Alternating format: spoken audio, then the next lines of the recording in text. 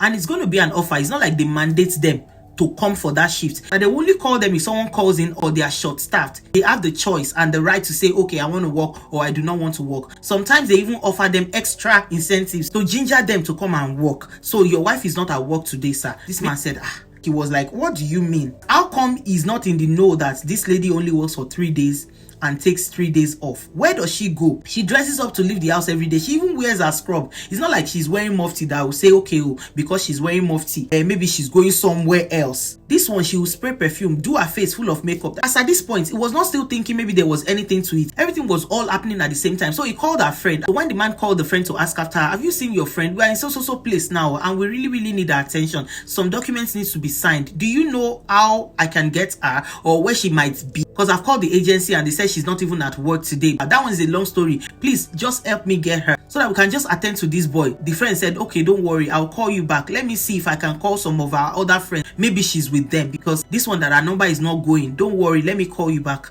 And that was it. He ended the call. He was waiting for the friend's call. Maybe there's going to be any leads from her end. He waited and waited. The friend did not call back. When he said, okay, let me even call this lady that said she might call me. Maybe she has gotten any leads or she's still making the calls. That was how that one too. Her phone got switched off. It was not reachable anymore. So like, what's going on with these people? All these things happened evening to the next morning. The man now said, okay, this one that we're not able to get this boy's mother. She normally gets home 7:30, 8 o'clock ish. Let me just go home and see. Maybe she's just at home. I pray that nothing has happened to her because I'm on the verge of calling 911. He left her son or their son in the hospital and he went home. When he got home, the same routine that this lady always projects, come back from work, have a shower, get something to eat and go to bed, that was the same routine that this lady was trying to project.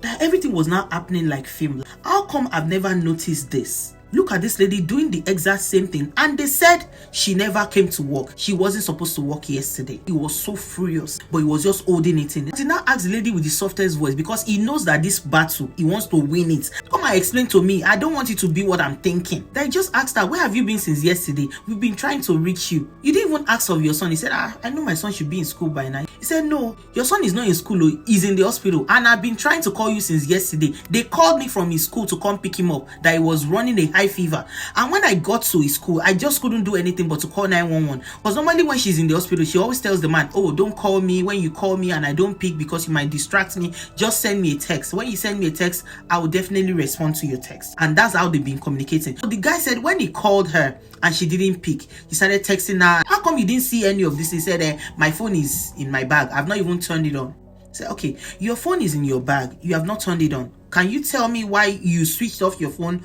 all through yesterday till now? Why? What is going on? Don't you think there might be an emergency? Maybe I'm even in a fix and I need you to come get me or something.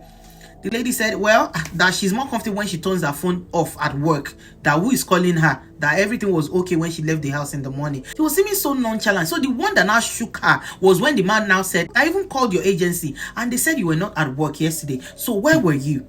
And that was when her face changed. You know what they call Iyawo Penta Ofo Bojuwole?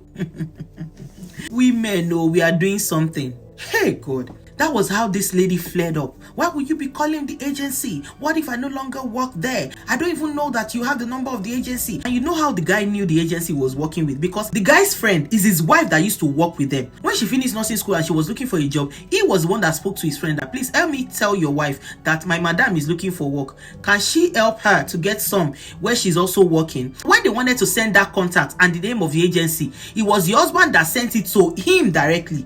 So that was how he had the agency's contacts. It's not as if maybe he has been calling them. So when that emergency happened, he was just talking to his friend on the phone and his friend was like, why not call the agency? I don't have the number. He said, but you have it now. I sent it to you. That was how he was able to remember and called the agency. The lady was flaring up. She was really pissed. It was as if she wanted to bring the whole house down. Why would you do that? Before you know it, they were arguing. This argument, it was a tough one. That's how this lady turned it to something else. So shouting, screaming, arguing. Like, why would you do that? She wanted to change the whole conversation. She was just trying to digress and just divert the man's attention from the topic. Why would you do that? Like, are you monitoring me? Why are you tailgating me? Why are you looking for me everywhere? Why do you have to call the agency? Blah blah blah. She just kept flaring up. The argument was heated. The man now went further to tell her that the agency also said that you only work 4 days on, 3 days off. Any other one from that 4 days off is maybe when someone calls in sick and they need you to come and feeling for the person or when they are short staffed. Is that true? She said, what do you mean? Why are you making all this verification? Okay, what are you going to do?